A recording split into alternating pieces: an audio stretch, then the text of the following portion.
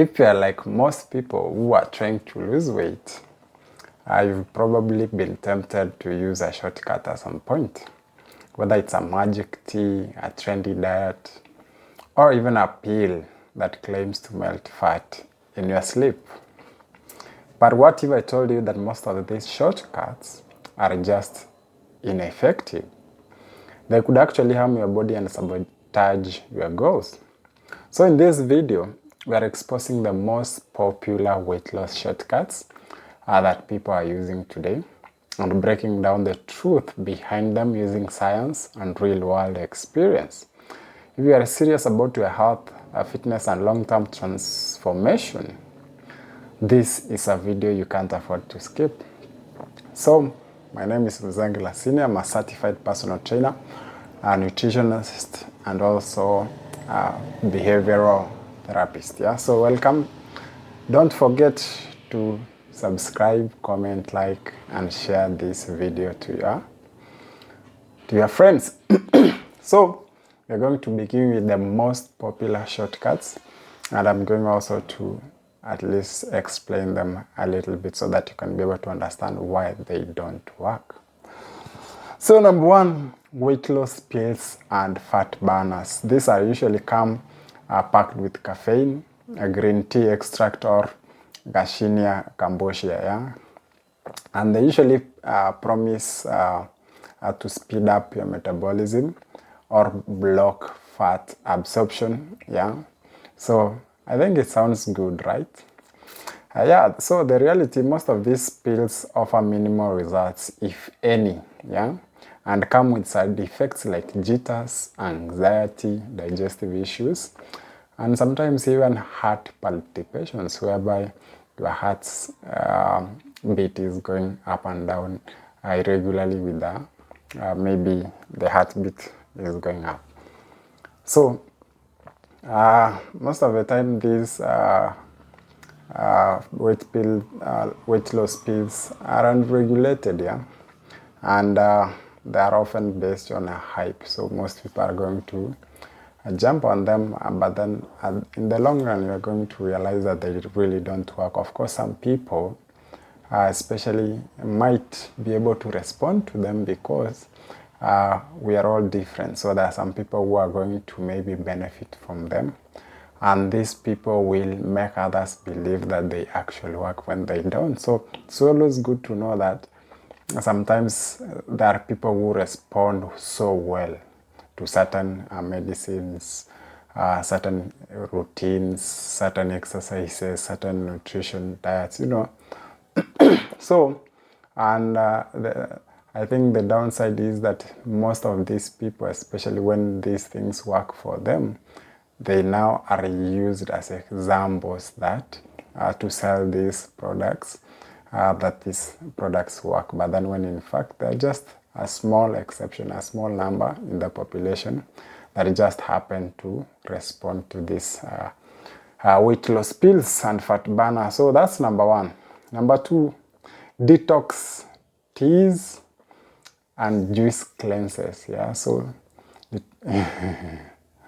I have so many clients who have tried this, but of course you see now most clients, and sometimes they also fall for these shortcuts. You know, even if you sit them down and tell them this is how the body works, this is how you are going to lose weight efficiently, they're going to fall into a trap of trying these things because they're also human beings. Of course, human beings who are always attracted to quick results.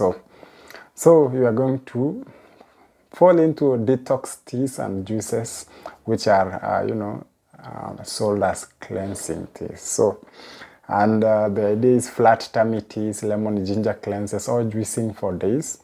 And I've seen these people who also even have books on this, yeah, have programs on this.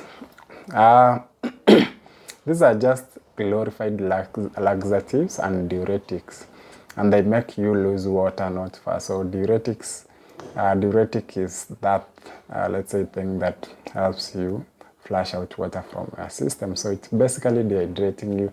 Ni kama ile mitishamba ya Wamasai yenye wanakwambia hii inaosha damu, hii inaosha mwili. But then you see that's the work of the kidneys. It's not the work of medicine and all that. If your kidneys are healthy, they're going to clean your blood, so clean your system.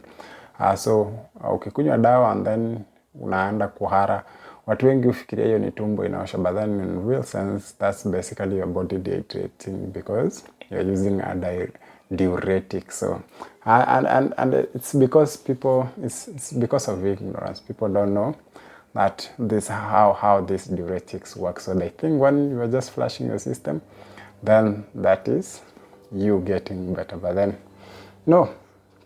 Of course, you will drop a few kilos in a few days, but give it a week and the weight comes back at the moment you eat no more meal, because and during that process also you are going to risk nutrients deficiencies, dehydration and also gut issues. Yeah, so of course the reason why maybe you might experience some temporary weight loss is because we also have water weight. So most of our body is full of water. It's like 75%. So when you use a diuretic, then you flush a lot of water out of your system. So then you lose the water weight. But then once you get off these juices, these teas, and then you begin eating your normal meals, you realize that weight is coming back basically. Yeah.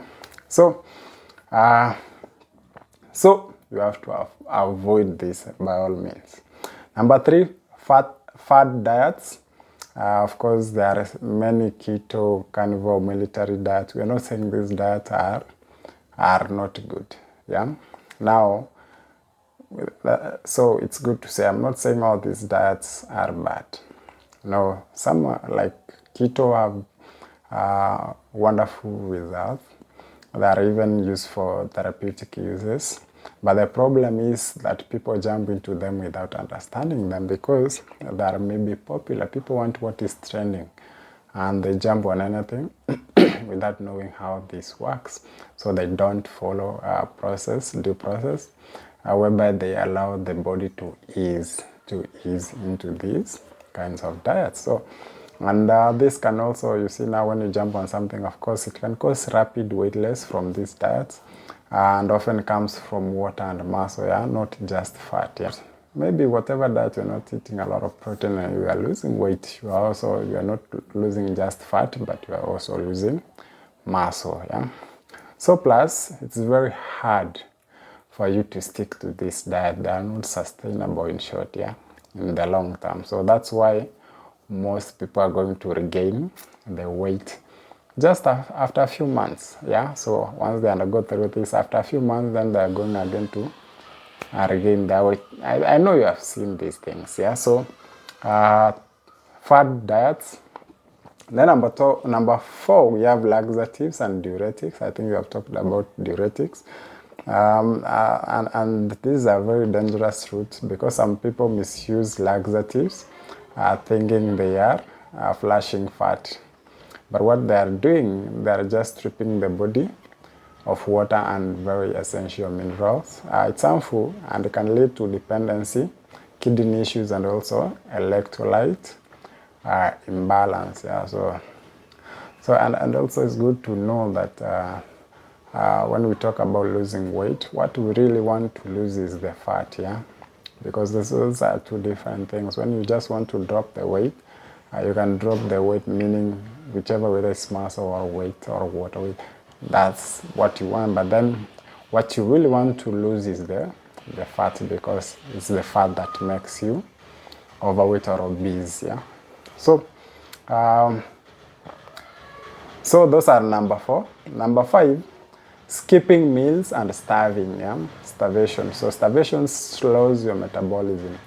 Of course, it's going to improve your metabolism fast. In the very first few days, you are going to feel better maybe and all these things. But then you see now the body has to operate. And when you begin giving it a small amount of food, maybe it's used to operate on 3 meals or 4 meals a day, and now you are starving it maybe on one day. What is going to happen is going to slow down the metabolism. Yeah. So your body thinks it's in danger, and therefore it starts storing fat for the future, because that's how the body is made, or rather designed for it to think about the future. So when you are keep feeding it small amounts of food, then your metabolism slows down so that it can be able to allow it to store the fat.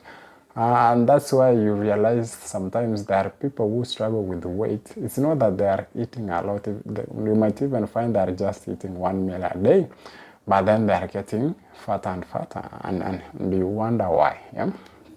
So it's also that because the body is trying to kind of store this for the future, because you're not giving it enough. Yeah. So if you want to maybe go into caloric deficit in terms of losing weight, there are ways to do that, yeah? But then not through starvation or skipping meals. Of course, when you need to skip meals, it's okay. We are not saying it's not okay, but then it's also good to know the kind of maybe routine you are entering. Yeah. So you lose muscle, energy also drops, and your cravings will skyrocket. And this will lead to binge eating in most cases, because it's not sustainable and it's mentally exhausting. Yeah, so that's why we are saying don't jump on anything if it's trendy, even if it's a shortcut. Of course, some people will lose weight by doing this, but then you have to allow your body to adjust. That's one thing with the body. You can't just let's say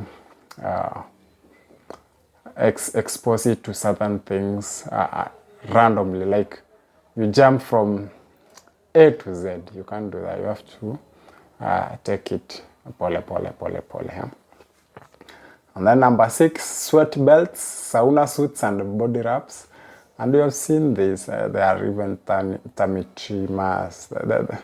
You know, I've seen it, and this happens mostly in women or ladies. And these make you sweat, which gives the illusion of fat burning. But again, it's just water weight. Yeah? The moment you hydrate, the scale goes up. And worse, they can cause overeating, overheating, and even fainting during workouts. Because unapata mtu amejifunga, sweat belts, the sauna suits, and body wraps. And sometimes people use them when they're working out. And the body is not really allowed to even the blood is not flowing too well, because it's so tight on your body that you can't even breathe correctly, or even allow the body to regulate temperature and such a things, and that causes overheating and also people fainting during workouts. So they don't work. They don't work even if you are going to sweat. And also when you sweat, it doesn't mean that you are really sweat doesn't determine that you have really lost weight or cut down fat. Yeah, it's just a normal mechanism of maintaining body temperature. Yeah? Number 7, I think, which is popular, especially when you have some money, because I've had this conversation with my clients. It's called liposuction and fat freezing. Yeah? And these are cosmetic procedures, but they are not solution to obesity or poor habits. So you are simply removing fat cells in a specific area, but your overall health doesn't change unless your lifestyle changes too. Of course, that's the main message, I think, that even if you do all these things without really modifying or changing your health habits or your lifestyle habits, then you are not going to see any significant changes in terms of having good health. Yeah. So because most of the time what causes weight gain is our poor habits, lifestyle habits. And this could be maybe we are not working out enough because of the sedentary lifestyle, we are overeating, especially refined carbs and sugar. And also we are maybe stressed or we don't sleep enough, because these are also what we call risk factors. Yeah. All right. Number 8, you also have appetite suppressants, suppressant injections. And lately what we have seen in the markets like Ozempic, Zaxenda, etc. Of course, these are very real medications, and they're used mostly under supervision, medical supervision. So what they do is they mimic hormones that reduce appetite, and to be honest, they do work, yeah, because they've been tested. But also we can say they're not a magic solution, yeah, because they also come with some side effects, and they also require commitment. And once stopped, many people gain back the weight, yeah. So they work, and they have been proven, and I can say Ozempic is being misused nowadays because it can give you notable results or significant results, and people who have money would rather go for that instead of just changing a few of their lifestyle habits. Yeah, so again, we are saying this is not a magic solution. The goal is for you to change your habits, because we are also looking at sustainability, yeah, not short-term changes only. Number 9, also overdoing cardio without diet control. So, and this is a classic gym mistake, and it has been enhanced by the even trainers. You see, because people do believe that cardio will help you, extra cardio, like extreme cardio will help you lose weight. So most people are going, when you come to the gym, especially for people who are coming maybe for the first time, they don't understand. Maybe they have pre-existing knowledge they read somewhere or they have seen online being peddled by fitness influencers and all that. So they will come and tell you, you know what, I want to lose weight, so I want to do a lot of cardio. But then, of course, cardio can help you lose weight. Yeah, there's no doubt about that. But then also most people don't change their food. So you see now you can always burn your fat and all that.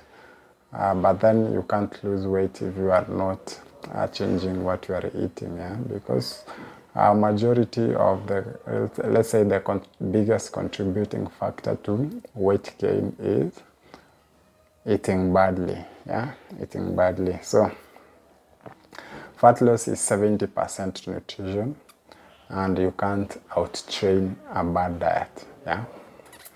So those are some of the shortcuts. Of course, there are many.